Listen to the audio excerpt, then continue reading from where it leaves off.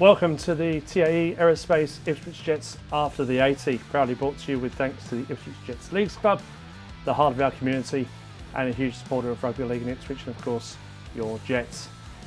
Today we review our weekend for our Host Plus Cup, boys versus Burleigh, and look ahead to the weekend coming up against the big units of PNG.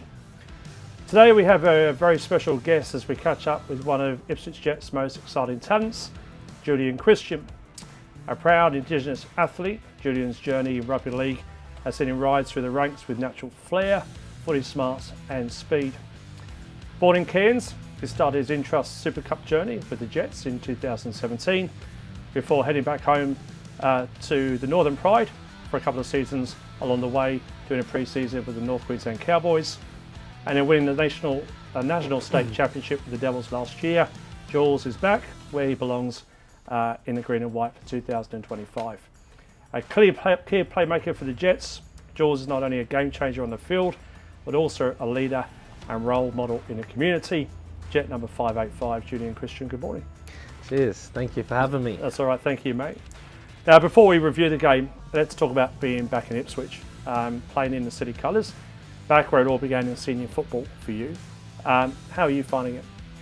Yeah, really good. Like you said just before, it's been quite a journey, almost a full circle, and that's good to be back. There's a lot of changes that's been made and that have been good for the club. As you've seen over the last few years, the club has had its ups and downs and a lot of tough years, but it's good to see that it's on the rise. And yeah, I'm just really grateful and lucky to be a part of it. The club on the rise.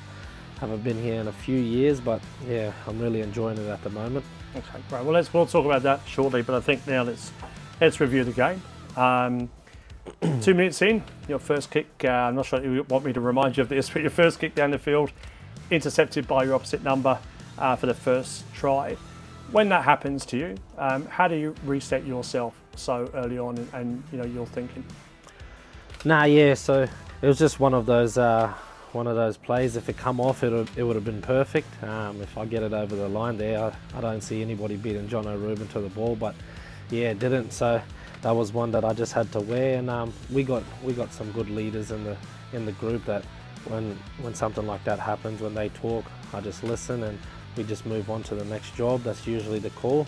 And our water runners will send out a message from the coaches, and which is just move on and get to the next job.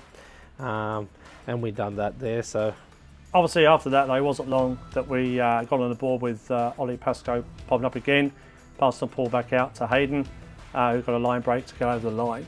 How is it working with him in the halves in what is a pretty new combination for you?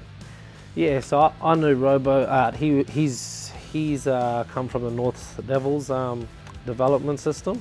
I think he spent a fair few years there, so he's a good young player. He's come from learning under the likes of Jack O'Hearn and some other great halves and playmakers in the competition. So yeah, we just got to trust him, and he'll get the job done for us with some more games under his belt, experience, and we've got two great coaches. So I'm sure as time moves on this year, his confidence will build, and we'll just follow in his step, and hopefully he gets a few more games. But yeah. And we spoke at the start about you've had a varied career, through senior football. How do you approach those new combinations in halves when you go to a new club and you've got somebody there in that spine? How do you approach those new combinations? Just try to make them feel comfortable. And like you said, you read out before, I started my career as a young half here. I think I was about 18 years old at the Jets, and all I did was listen to the likes of Joshy Clearland and Dane Phillips and the older blokes and the leaders of the group. So the more that Robo can just soak up all of the stuff from other halves and the two great coaches and the other leaders that we have in this great group, like I said, the whole group has potential, but we can go a long way, and he can go a long way as a smart footballer if he just does those things. Then we get hit with three very similar tries before half time, where Burleigh's big forward pack crashes through near the line to take us into half time 22-6 down. What is Ty saying to you that you can repeat on camera in the sheds? that 15-minute period obviously swung the momentum, from a game that was nip and tuck, and then they got through to 22-6 in front. What's Ty saying to you at half time? To be honest, him and Triggs didn't give us like a big spray that we thought we were going to get. They were just going over the stuff that we should know. We done video on that hooker. I think he crashed over for 2 tries. He might have got a try assist in there as well, and it was stuff that we trained and they spoke about to us during the week, all week.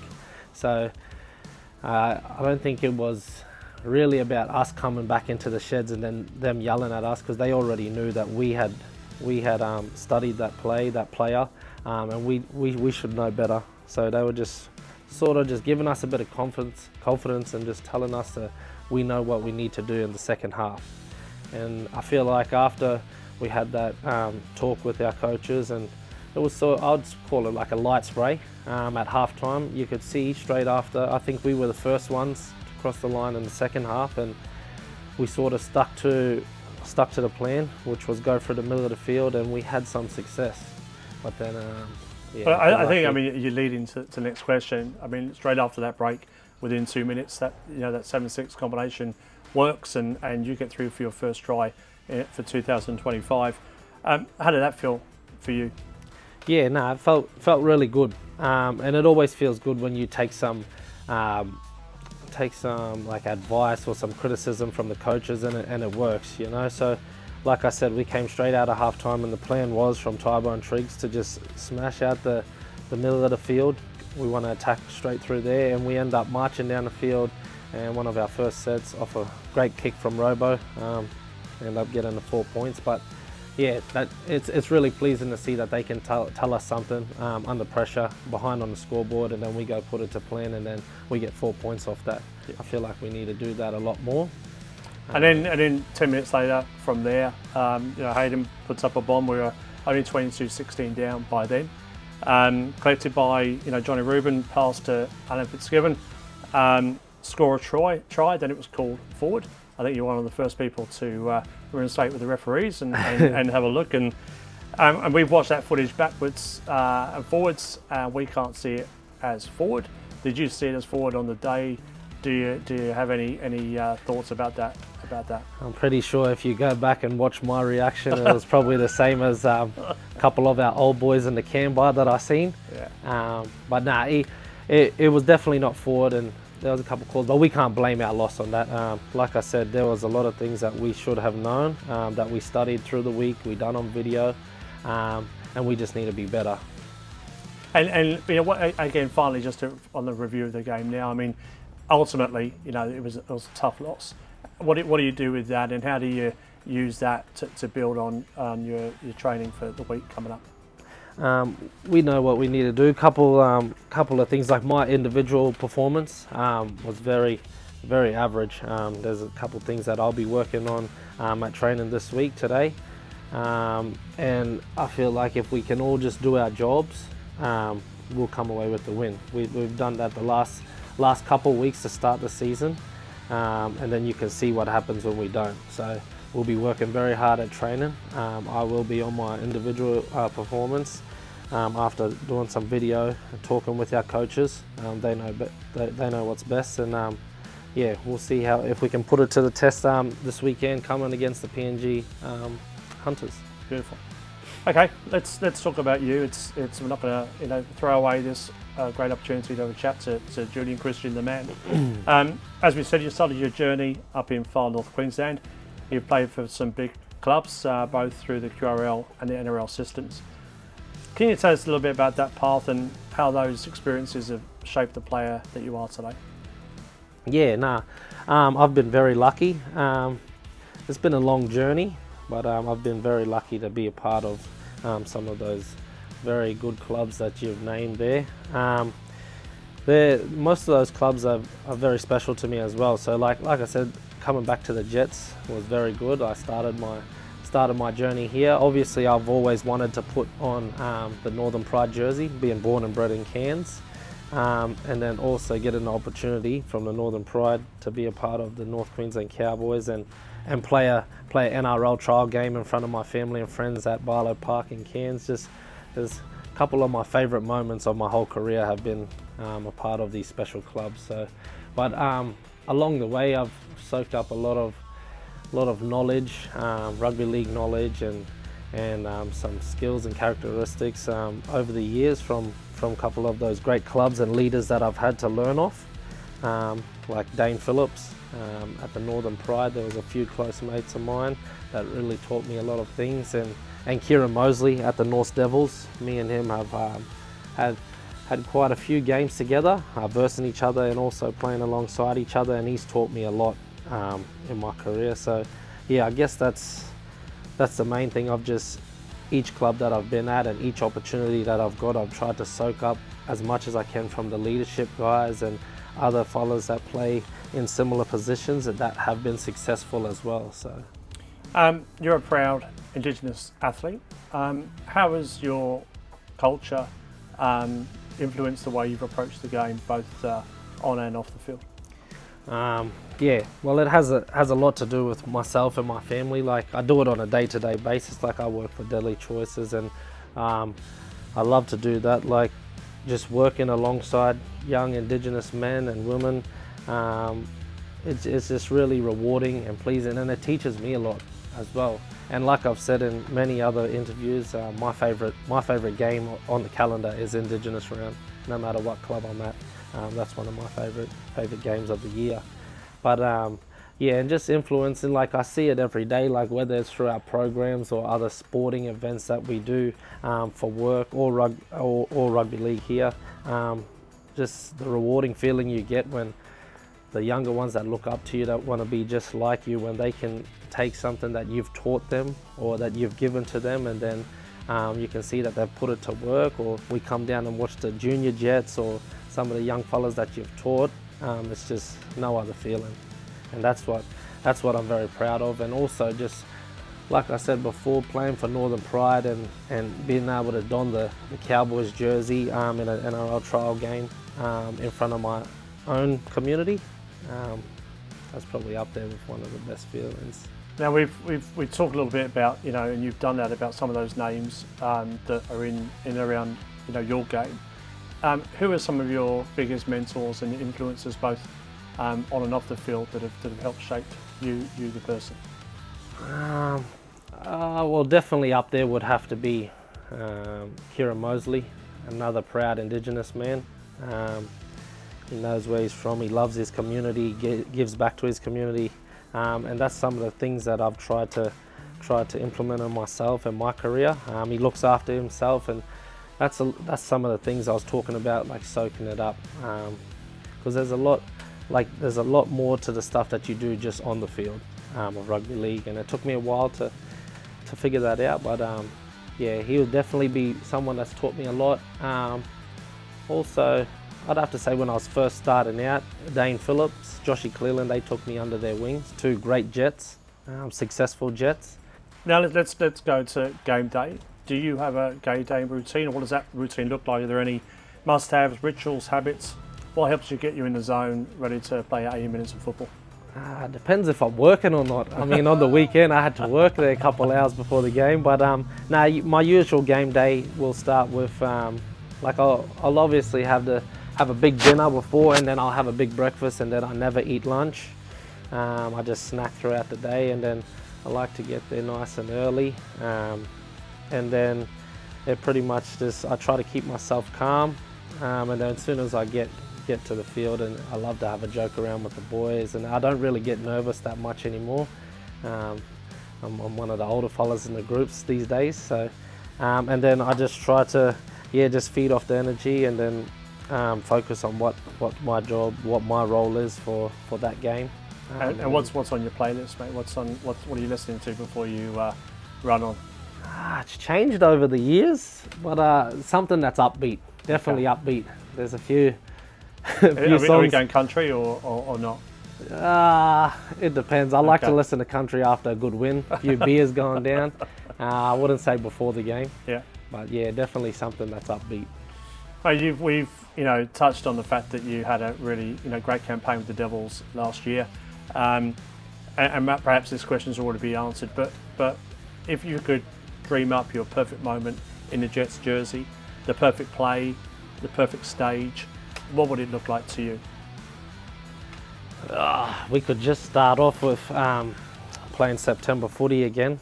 I'd love to be a part of the Jets going back, because they've had some successful years in the past, and then, like I said, and you've seen it better than anyone else, over the last few years they've had a real rough patch. And their community, this community here, the Ipswich community, they don't ask for much and they love their footy, and the least we can do is get them back to supporting us in September and playing finals footy. Yeah. So that would be the main thing. That's the main goal I've got on my list, and I'm sure it's on Tybo and Triggs and the rest of the playing group there. We want to be playing September footy in front of our home fans here, because they deserve it, and it's been a long time. And yeah, well said, mate. All right, let's just wrap up by talking about this weekend, PNG. They're obviously got the newest NRL licence. You've played against them many times, both here and over there. What's it like playing a team known for such a physical presence, and a team that's really driven by culture and passion? You're a big unit of men. What is it like, and what do you do to prepare yourself to play against PNG? It's a bit bittersweet. Like you said, they are probably the most physical team that I've versed in this competition. But then once the game is over, they're the best men to talk to bond with. We've got some good mates in that squad as well over the years. They're similar to myself as well. Like, they're very proud of where they come from, and they got a whole nation of people following them, and they love to play footy for their home people, and you can see it when they're out there. As soon as they cross that white line, it's like you're versing different people than you're talking to in the stands. So, but they're a very important team to do your homework on, and make sure you get those. Make sure you do your video during the week, and make sure everybody's doing their individual role properly. So, like I said, I'll be going straight to training here, doing video and making sure that I get my job done, because after the game on the weekend, there's no secret that they'll be targeting me in defence and attack. So I've got a lot of things that I'll be working on, but I'm really looking forward to versing them and having a bit of a yarn and maybe a beer after the game with them. They've won 2, lost 1, the same as us at this stage of the competition, and the most recent being a strong win on the weekend against Tweed. So when they're in this kind of form, how do you expect they'll approach the game from their mentality? What do you expect from them? I feel like no matter who PNG Hunters verse, they will stick with the plan. Like, they will want to come straight through your front door. Like, they will just they run hard, they tackle hard, and most of their points come off that. Nobody does it better than them, running straight through the middle, knocking on the front door, making their tackles. So we just need to do video and see the little couple trick plays they got. But like I said, it comes back down to if everybody can do their job, and we are attacking how everybody knows we can attack, and defend our line, I feel like we can come away with the points. And we've done a few of these after the 80s now, and we have constant conversations about, what are you going to do different this week, to counteract anything that the opposition are doing. And constantly the work back is we don't do anything different. We're the Jets, we prepare ourselves the way we always prepare ourselves. Is that the case, or do you have, when you look at video, do you then change anything you do to the weekend coming, or do you stick to the fact that, you are who you are, and you deliver whatever you need to deliver? Well, the game plan, it can change. So different weeks, so like we've got some targets where we would want to target with each team, because not every team is the same that we're going to verse. All right, they're all different. So that's the whole reason for video, and then we'll try to implement the stuff that we have identified or heard from our coaches, and then they will come up with a good game plan to target those areas. But as for getting ready and like game day and stuff like that, it all stays the same. But we just, for each team, there'll be different target areas and different little plays that we might want to run. So yeah, a bit of both. Okay. Jet number 585, Julian Christian, thank you. Cheers, thank you.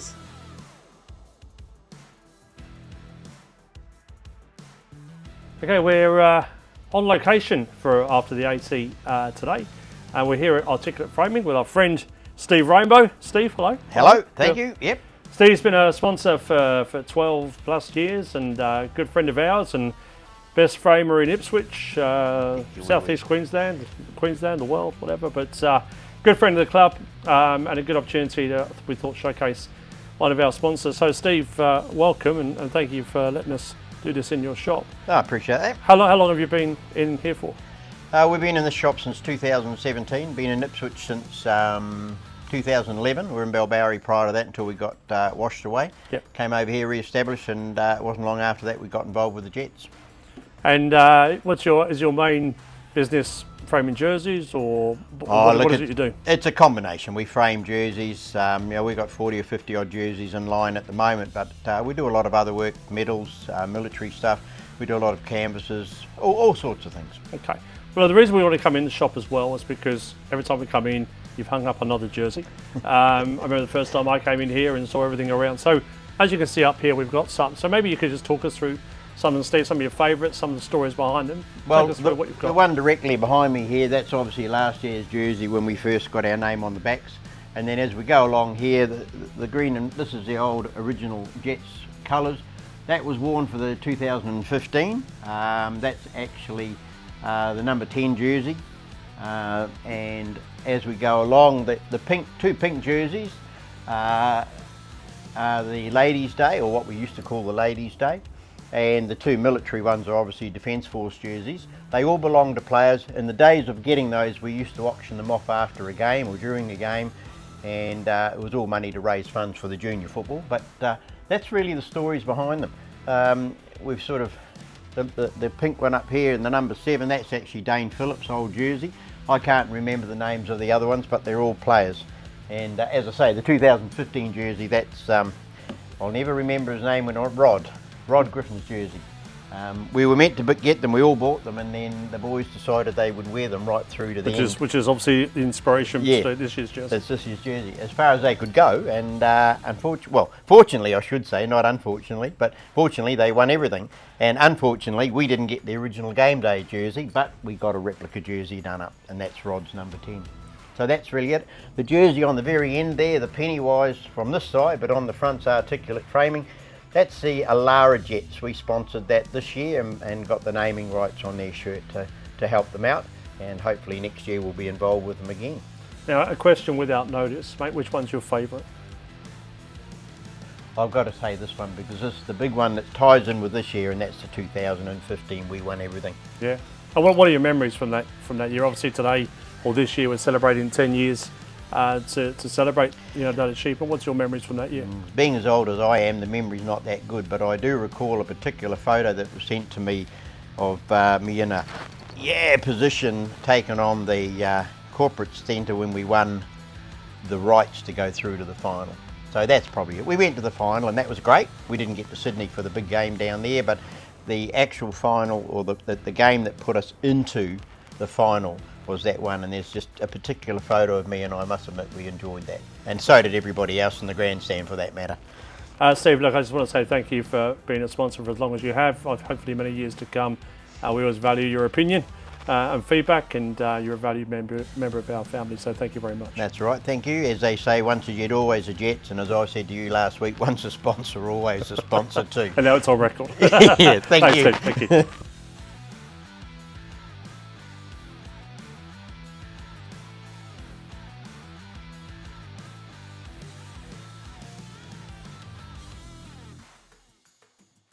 That's a wrap up of our TAE Aerospace Ipswich Jets after the 80. Proudly brought to you with thanks to the Ipswich Jets Leagues Club and with thanks to Articulate Framing for hosting us for this week's episode. Don't forget our third home game in a row is this Sunday, the 13th of April, with our Host Plus Cup boys kicking off at 3 p.m. Gates open at 12 p.m. and our Malmadinga boys at 1:20 p.m. So stay tuned, make sure you like, share and subscribe, and we'll see you next time as we bring you all things Ipswich Jets. Up the Jets.